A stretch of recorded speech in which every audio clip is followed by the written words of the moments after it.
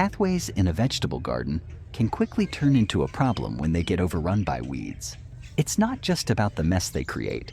Those weeds compete with your vegetables for water, sunlight, and nutrients if they spread to your bed. The challenge becomes even bigger when dealing with invasive plants like Bermuda grass. This tough grass spreads aggressively and can be a nightmare to control.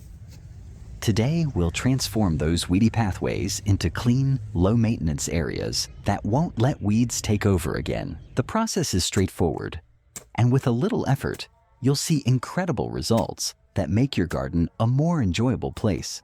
The first step is to remove the weeds from the pathways as thoroughly as you can. This is an important foundation for what comes next.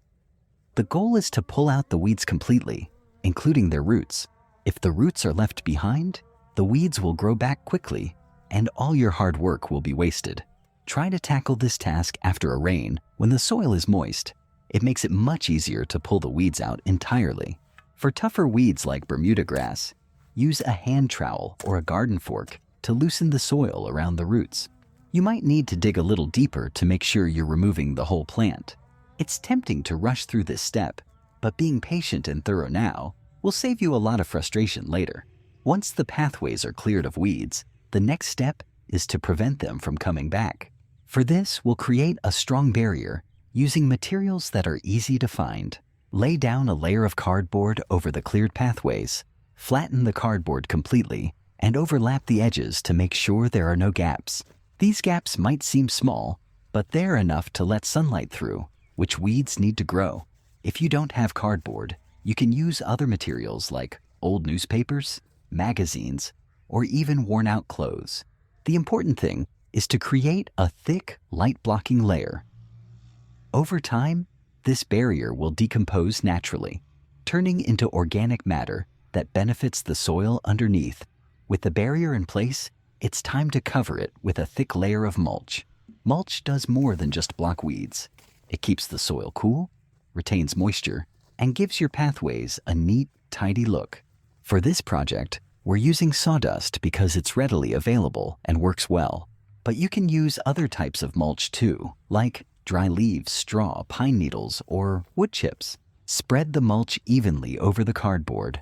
This is key because a thin layer might not be enough to stop stubborn weed seeds from sprouting.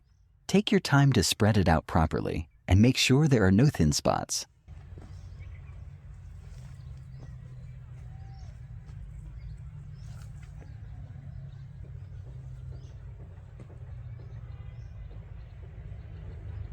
Once the mulch is spread, the final step is to sprinkle water over the pathways. This might seem like a small detail, but it's an important one. Watering helps the cardboard and mulch settle into place, creating a tighter barrier that's harder for weeds to penetrate.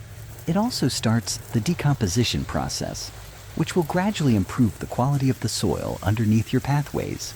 If you notice the mulch thinning out over time, simply add more to maintain the thickness. This small bit of upkeep will ensure your pathways stay clean and weed-free for months. The beauty of this method is its simplicity and effectiveness. By repurposing materials like cardboard or newspapers, you're not only saving money, but also giving new life to items that might otherwise be discarded. This approach is environmentally friendly, cost-effective, and incredibly practical for any gardener. The thick layer of mulch doesn't just stop weeds. It creates a finished look that makes your garden more inviting and enjoyable to work in. Clean pathways make it easier to move around and tend to your plants without the distraction of messy weeds underfoot. This technique is perfect for gardens of all sizes,